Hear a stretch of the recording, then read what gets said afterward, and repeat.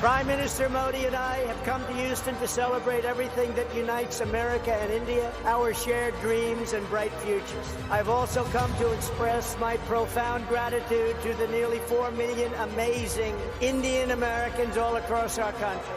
You enrich our culture, you uphold our values, you uplift our communities, and you are truly proud to be American, and we are proud to have you as American. Vadnagar के एक गुजराती परिवार में पैदा हुए मोदी ने अपने बचपन में चाय बेचने में अपने पिता की मदद की और बाद में अपना खुद का स्टॉल चलाया। 8 वर्ष की आयु में वे आरएसएस से जुड़े, जिसके साथ एक लंबे समय तक संबंधित रहे। स्नातक होने के बाद उन्होंने अपना घर छोड़ दिया।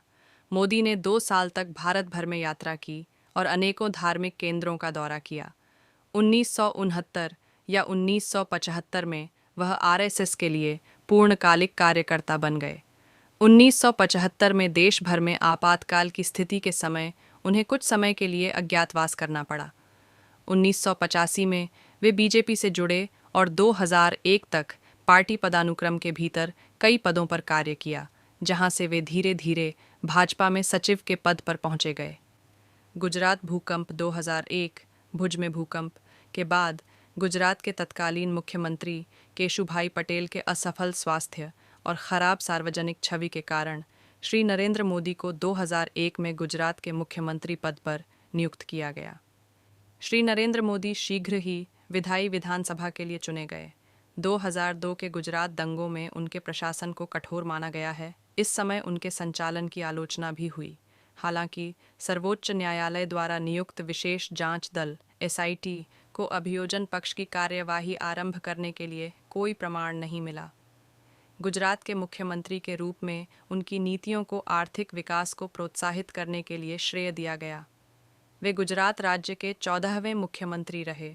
उन्हें उनके अच्छे कामों के कारण गुजरात की जनता ने लगातार 4 बार 2001 से 2014 तक गुजरात का मुख्यमंत्री चुना।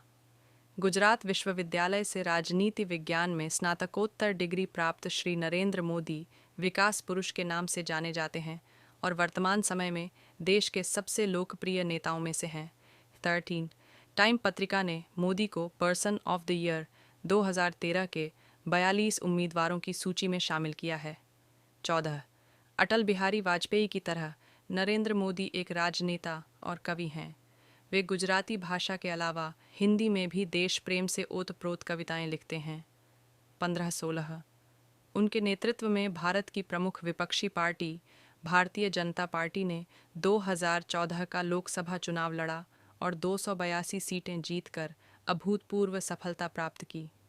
16 एक सांसद के रूप में उन्होंने उत्तर प्रदेश की सांस्कृतिक नगरी वाराणसी एवं अपने गृह राज्य गुजरात के वडोदरा संसदीय क्षेत्र से चुनाव लड़ा और दोनों जगह से जीत दर्ज की।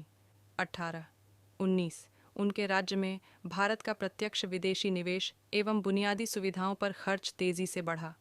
20 उन्होंने अफसरशाही में कई सुधार किए तथा योजना आयोग को हटाकर नीति आयोग का गठन किया। 21 इसके बाद वर्ष 19 में भारतीय जनता पार्टी ने उनके नेतृत्व में दोबारा चुनाव लड़ा और इस बार पहले से भी ज़्यादा बड़ी जीत हासिल हुई। पार्टी ने कुल 303 सीटों पर जीत हासिल की। भाजपा के समर्थक दलों यानी राजग को कुल 352 सीटें प्राप्त हुईं। 30 मई 1909 को शपथ ग्रहण कर नरेंद्र मोदी लगातार दूसरी बार प्रधानमंत्री बने। 2019 के आम चुनाव में उनकी पार्टी की जीत के बाद उनके प्रशासन ने जम्मू और कश्मीर की विशेष राज्य का दर्जा को रद्द कर दिया। उनके प्रशासन ने नागरिकता संशोधन अधिनियम 2019 भी पेश किया, जिसके परिणाम स्वरूप देश भर में व्यापक विरोध प्रदर्शन हुए।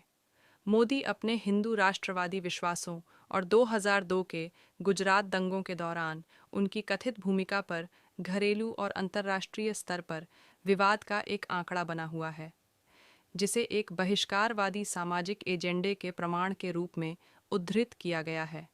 मोदी के कार्यकाल में भारत ने लोकतांत्रिक बैकस्लेडिंग का अनुभव किया है।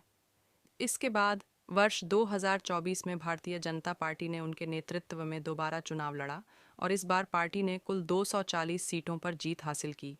भाजपा के समर्थक दलों यानी राजग को कुल 292 सीटें प्राप्त हुईं। 9 जून 2024 को शपथ ग्रहण कर नरेंद्र मोदी लगातार तीसरी बार प्रधानमंत्री बने। शपथ ग्रहण के बाद वह पहले ऐसे अन कांग्रेसी प्रधानमंत्री बने जो 1962 के बाद लगातार तीसरी बार प्रधानमंत्री बने और उन्होंने पंडित जवाहरलाल नेहरू के बराबरी की।